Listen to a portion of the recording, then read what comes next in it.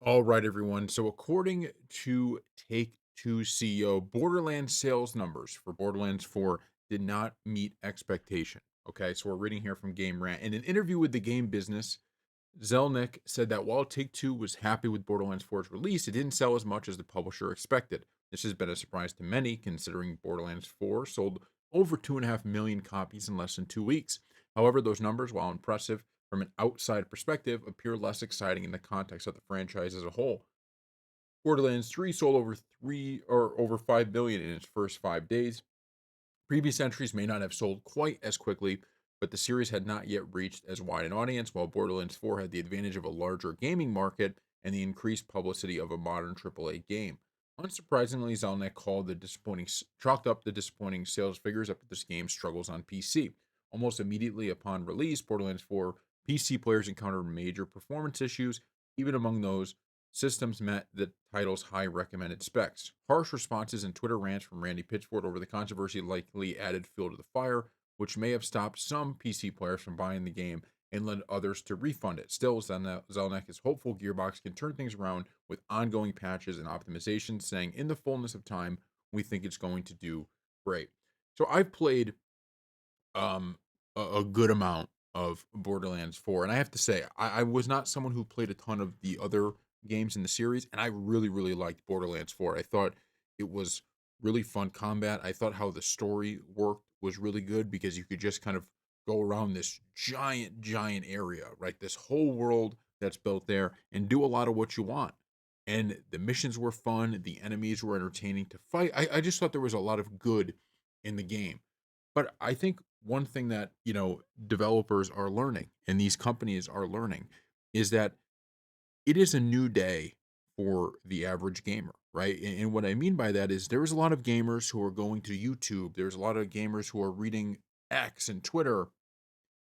You know, they're reading this to see, am I actually going to make that purchase? This isn't maybe 10 years ago. This isn't 15 years ago when there's a game that's coming out, if you're going to pre-order it or if you're going to buy it on day one, and you're going to really find out for yourself if you like it.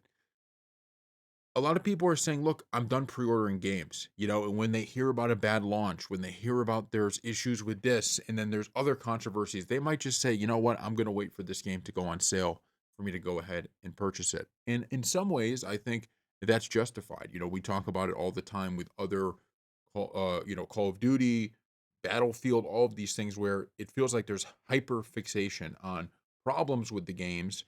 We just did the video on Battlefield 6, which I was stunned, right? It was one of the lower rated Battlefield games on Steam.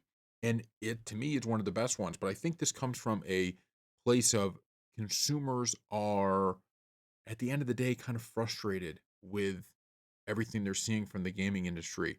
They're tired of the fact that all of these great franchises, right? They seemingly get into a situation where there's it's taken over by profit, right? It's taken over, and it's not to say that we don't want these companies to make money, right? This is what gamers want. We want these companies to make great games like Borderlands 4 is. I really think Borderlands 4 is good. Make great games so that we could buy them and have those companies succeed. What we don't want is companies to say, okay, how actually can we make a game that makes us the most money? And then when we play it, we go, this is just to make money.